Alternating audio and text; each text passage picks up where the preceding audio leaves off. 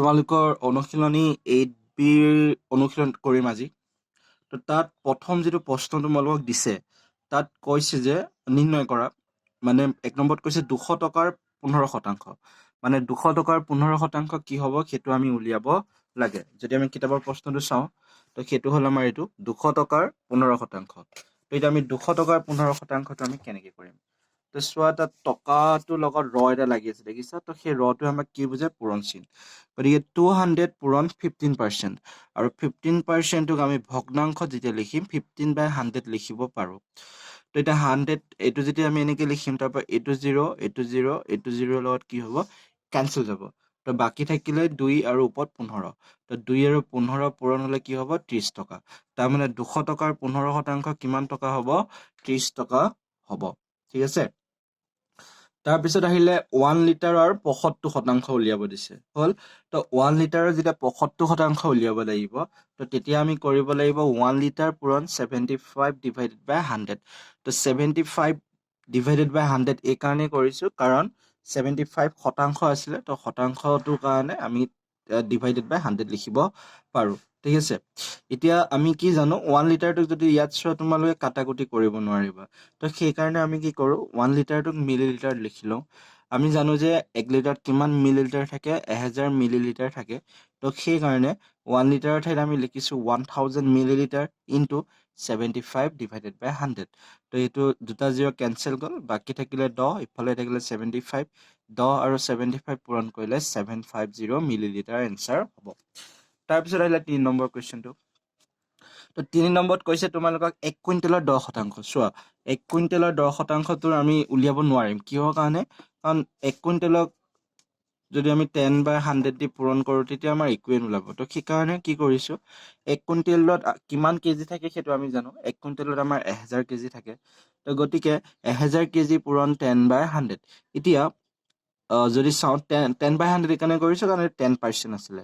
তো 10% বা 20% পাৰ্চেণ্টত থকাবোৰ আমি এনেকৈ /100 কৰিব পাৰোঁ। তো এতিয়া 0 0 কেঞ্চেল গ'ল, ওপৰত থাকিল 1 আৰু ওপৰত থাকিল 10। তো 1 × 10 কৰিলে কি হ'ব? এনচাৰ 10 কেজি আহিব উত্তৰ। তাৰমানে 1 কুইণ্টেলৰ 10% কি হয়? 10 কেজি হয়। তাৰপিছত আহিলে 70 মিটাৰ। 70 মিটাৰৰ 2 × ½ 2 × 1/2%। প্ৰশ্নটো এইটো 2 × 1/2। তো এইটো সমষ্টিত আছে, এইটো আমি ভগ্নাংশলৈ যদি নিওঁ 2 × 2 = 4, 4 × 1 = 5। অৰ্থাৎ 70 মিটাৰৰ 5/2% উলিয়াব দিছে। ঠিক আছে? তো আমি কি লিখিম? 70 মিটাৰ পূৰণ 5/2 /100, কাৰণ এই পাৰ্চেণ্টেজ চিনটোৰ কাৰণে ডিভাইডেড বাই কি হ'ব? 100। এতিয়া 5/2 যিটো 2 আছে তলত নামি আহিলে 5/200 হ'ব। ইফালেতো আছে 70। তো 0 0 এটা 0 কেঞ্চেল গ'ল, বাকী থাকিলে ওপৰত 7 আৰু 5। 7 5 গুণ কি হ'ব? 35 পূৰণ হ'ব যিহেতু। তলত থাকিলে 20। তো 35ক 20ৰে যেতিয়া হৰণ কৰিম এনচাৰ আহিব আমাৰ কিমান? 1.75। ঠিক আছে? তাৰ পৰা আহিলে আমাৰ 6 নম্বৰ কুৱেশ্যনটো, মানে 5 নম্বৰটো কৰিবা, নিজে কৰিবা। 6 নম্বৰটো কৈছে এঘণ্টাৰ 1%। চ' এঘণ্টাত কিমান মিনিট থাকে? 60 মিনিট থাকে। তাৰমানে আমাক 60 মিনিটৰ 1% উলিয়াব দিছে। কাৰণ এঘণ্টাৰ যদি আমি 1% উলিয়াব যাওঁ তো এঘণ্টা পূৰণ 1/100 হ'ব। তেতিয়া এইটো কি হ'ব? একোৱেই নহ'ব। সেইবাবে আমি কি কৰিছোঁ, এঘণ্টাটোক আমি মিনিটলৈ লৈ লৈছোঁ। 60 মিনিট পূৰণ 1/100। 1/100 কিয় আহিছে? কাৰণ এইটো 1% আছিলে। তো 1%টোক আমি 1/100 লিখিব পাৰোঁ। ঠিক আছে? তো গতিকে 60 মিনিটৰ 1/100, তো এটা 0 কেঞ্চেল গ'ল, বাকী থাকিলে 6/10। তো এনচাৰটো যেতিয়া হৰণ কৰিবা এনচাৰ আহিব 0.6 মিনিট। তো ইয়াৰ উত্তৰ এইটোৱে। তাৰপিছত 2 নম্বৰটো কৈছে মুঠ পৰিমাণৰ নিৰ্ণয় কৰা। তো প্ৰথম যিটো প্ৰশ্ন কৈছে তাত তোমালোকক দিছে মুঠ পৰিমাণৰ 40% হ'ব 500 টকা। তাৰমানে প্ৰশ্নটো কি উলিয়াব দিছে আমাক ইয়াত এটা মুঠ পৰিমাণ দিছে, মানে অলপমান বস্তু দিছে, বা যিয়ে নহওক, টকাই হওক বা কিবা বেলেগ বস্তুৱে হওক, অলপমান পৰিমাণ দিছে, বা টকা বুলিয়ে ধৰি লোৱা। তো কিমান টকা দিছে সেইটো আমাক কোৱা নাই, কিন্তু এইটো কৈছে যে সেই টকাখিনিৰ 40% কিমান হয়? 500 টকা হয়। এতিয়া আমাক সেই টকাখিনি উলিয়াব দিছে, মানে আগতে যিখিনি টকা আছিলে মুঠ পৰিমাণ সেইখিনি উলিয়াব দিছে। যদিহে মুঠ টকাখিনিৰ 40% কিমান হয়? 500 টকা হয়। সেই মুঠ টকাখিনি কিমান হ'ব সেইটো উলিয়াব দিছে। তো সেইকাৰণে কি কৰিছোঁ, ধৰো মুঠ পৰিমাণ কিমান? X। আমাক প্ৰশ্নত কি কৈছে যে সেই মুঠ পৰিমাণখিনিৰ 40% কিমান টকা হয় 500 টকা হয় তো সেইকাৰণে xৰ 40% সমান কিমান হ'ব 500 টকা তো ৰটো কাৰণে পূৰণ x ইনটু 40%ক আমি 40/100 লিখিব পাৰিম তো x ইনটু 40/100 ইকুৱেল টু 500 এতিয়া 100টো ইফালে গ'লে পূৰণ হ'ব 40টো ইয়াত xৰ লগত পূৰণ হৈ আছে ইফালে গ'লে হৰণ হ'ব তো 500 ইনটু 100 ডিভাইডেড বাই 40 এটা জিৰ' কেনচেল গ'ল তাৰপৰা 500 আৰু 10 পূৰণ কৰিলে 5000 5000ক যদি 4ৰে হৰণ কৰিবা এনসাৰ আহিব 1225 টকা হল এইটো 1250 টকা আহিব নেকি তো যদি আমি হৰণ কৰি চাওঁ 5000 টো 4ৰে 4 গুণ 4 উকলিল 2 উকলিল 1 4 গুণ 8 উকলিব 2 4 5 গুণ 20 এইটো 1250 লিখিবা 1250 লিখিবা 1250 টকা হ'ব আমাৰ উত্তৰ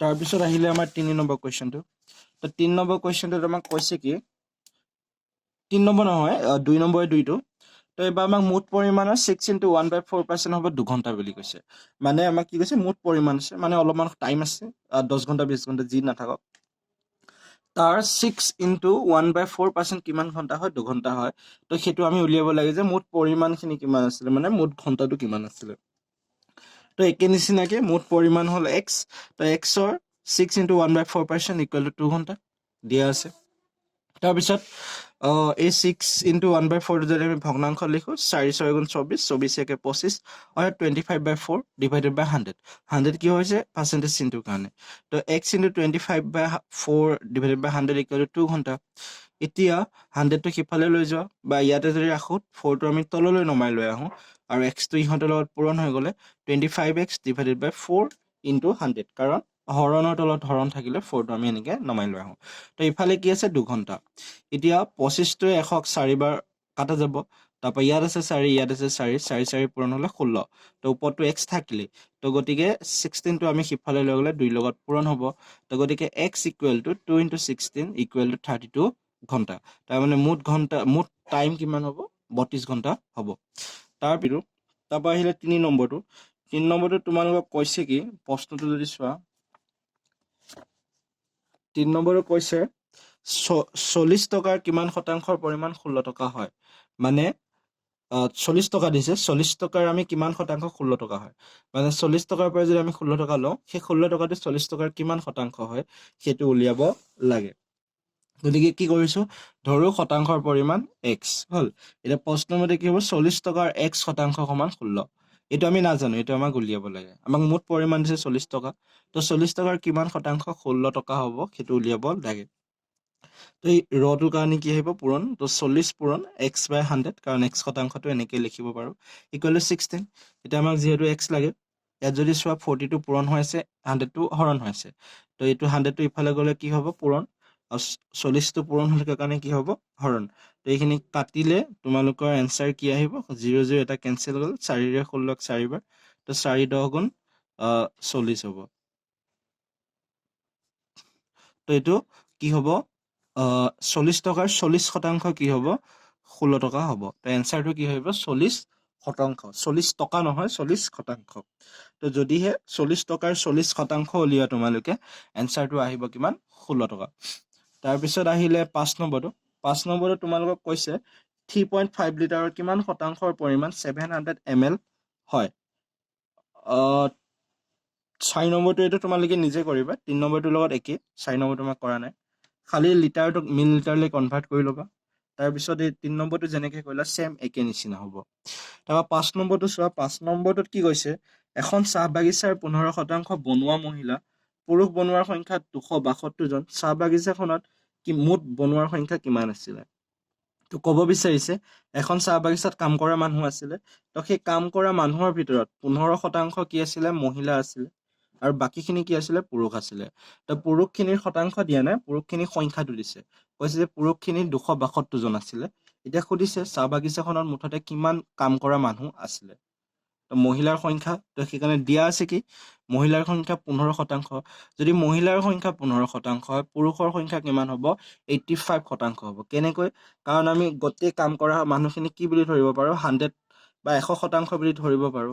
তো সেই 100%ৰ পৰা যদিহে 15% মহিলা হয় তা বাকীখিনি কি হ'ব লাগিব পুৰুষ হ'ব লাগিব।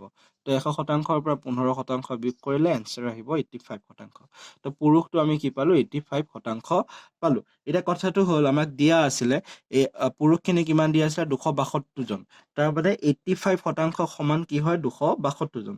তো 85%ৰ যদি 1% উলিওৱা তে ইয়াত 85 টো সিফালে লৈ যাও তো 72 ডিভাইডেড বাই 85 ইয়াত থাকিলে 1%। এতিয়া যেহেতু আমি সম্পূৰ্ণ কাম কৰা মানুহ উলিয়াব লাগে মানে 100% উলিয়াব লাগে। তো এই 1 টোৰ লগত 100 টো যদি পূৰণ কৰি দিয়া তেতিয়া কি হ'ব 100% হৈ যাব। তো ইহঁতৰ লগত 100 টো পূৰণ কৰা। তো এইটো যেতিয়া কৰিবা এনসাৰ কিমান আহিব 320 জন আহিব। তাৰ মানে চাহ বাগিচাখনত মুঠ কাম কৰা মানুহৰ সংখ্যা আছিলে 320 গৰাকী। প্ৰশ্নটো বুজি পালে কৰিবলৈ সহজ হয় কিয়নো দিয়া আছে 15% মহিলা 85% পুৰুষ আৰু লগতে পুৰুষৰ সংখ্যাটো দিয়া আছে 262। তাৰ পৰা 1% উলিয়াব লাগে তাৰপিছত 100% উলিয়াই দিব লাগে। কাৰণ 100% উলিয়ালে আমি গম পাম যে মুঠ কিমান সংখ্যা আছিলে। তাৰপিছত আহিলে 7 নম্বৰ কুৱেশ্যনটো। তো 7 নম্বৰ কুৱেশ্যনটোত কি কৈছে এটা নিৰ্বাচনত এ আৰু বি দুজন প্ৰতিনিধিয়ে প্ৰতিদ্বন্দ্বিতা কৰিছে। মুঠ ভোটাৰৰ সংখ্যা 60,000 জন। নিৰ্বাচনৰ দিনা 80% ভোটাৰে ভোট দিলে। যদি এ প্ৰাৰ্থীগৰাকীয়ে দিয়া ভোট 60% ভোট লাভ কৰিবলৈ সক্ষম হয় তেন্তে এ কিমান ভোট আৰু বি এ কিমান ভোট লাভ কৰিলে নিৰ্ণয় কৰা। তো তাৰ মানে ক'ব কি বিচাৰিছে ভোট হয় নিৰ্বাচনত যেনেকে ইলেকশ্যনত ভোট দিয়ে। তো তাত দুজন মানুহ ভোটত উঠিছিলে ইলেকশ্যনত উঠিছিলে এজনৰ নাম হ'ল এ এজনৰ নাম হ'ল বি। এতিয়া কি কৈছে মুঠ গাঁওখনত ভোট আছিলে মানে ভোট দিয়া মানুহৰ সংখ্যা আছিলে 60,000। তো সেইকাৰণে কি লিখিছো দিয়া আছে মুঠ ভোটাৰৰ সংখ্যা 60,000 জন মানে ভোট দিবলগীয়া মানুহৰ সংখ্যা আছিলে 60,000। কিন্তু কি হয় কেতিয়াবা সকলোৱে ভোট নিদিয়ে। তো সেই 60,000 মানুহৰ ভিতৰত সকলোৱে ভোট দিব নগ'ল কেৱল 80% মানুহে বা 80% মানুহে ভোট দিবলৈ গ'ল। তাৰমানে যিদিনাখন ভোট হৈছিলে যিদিনাখন ইলেকশ্যনত মানে ভোট দিব হৈছিলে তো সেইদিনাখন কেৱল 80% মানুহে ভোট দিছিলে। কিহৰ 80%? 60,000 মানুহৰ 80% খিনিহে ভোট দিবলৈ গৈছিলে। তো সেইকাৰণে ভোট দিয়া ভোটাৰ মানে যোনে ভোট দিব গৈছিলে তো 60,000ৰ 80%। তো 60,000ৰ 80% যেতিয়া উলিয়াবা এনসাৰ আহিব 48,000। মানে ভোট দিবলৈ যোৱা মানুহৰ সংখ্যা কিমান 48,000। তো সেই 48,000 ভোট হয়তো এ পালে বা বি এ পালে নহয়তো কিছুমান ভোট এ পালে কিছুমান ভোট বি এ পালে। তো এতিয়া আমি সেইটোকে উলিয়াব লাগে যে এ কিমান ভোট পালে বি এ কিমান ভোট পালে 48,000 ভোটৰ ভিতৰত। এতিয়া কৈছে এ প্ৰাৰ্থীগৰাকীয়ে কিমান ভোট লাভ কৰিলে 60%। মানে যিমানখিনি ভোট দিছিলে তো সেই ভোটখিনিৰ ভিতৰত কাৰণ কৈছে ন যদি এ প্ৰাৰ্থীগৰাকীয়ে দিয়া ভোটৰ 60% ভোট লাভ কৰিবলৈ সক্ষম হয় তাৰ মানে যিখিনি ভোট দিছিলে 48,000 জনে তো সেই ভোটখিনিৰ পৰা যদি এ প্ৰাৰ্থীজনে কিমান পায় 60% পায় তেতিয়াহ'লে বি জনে কিমান পাব সেইটো সুধিছে। তো গতিকে এ প্ৰাৰ্থীগৰাকীয়ে ভোট লাভ কৰিব 48,000ৰ 60%। তো ইহঁতৰ যেতিয়া 60% উলিয়াবা এনসাৰ আহিব 0,0,6,49,48 অকলিল 4। তো এইটো তো 28,800টা ভোট কোনে পালে এ পালে। তো বাকীখিনি ভোট কোনে পাব বাকীখিনি ভোট বি এ পাব।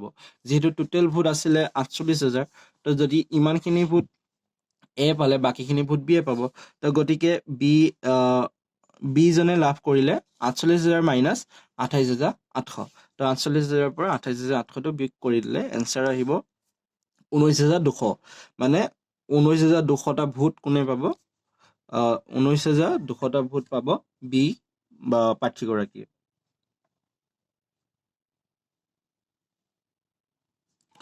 তাৰপিছত আহিলে 8 নম্বৰটো। 8 নম্বৰটোত তোমালোকক কৈছে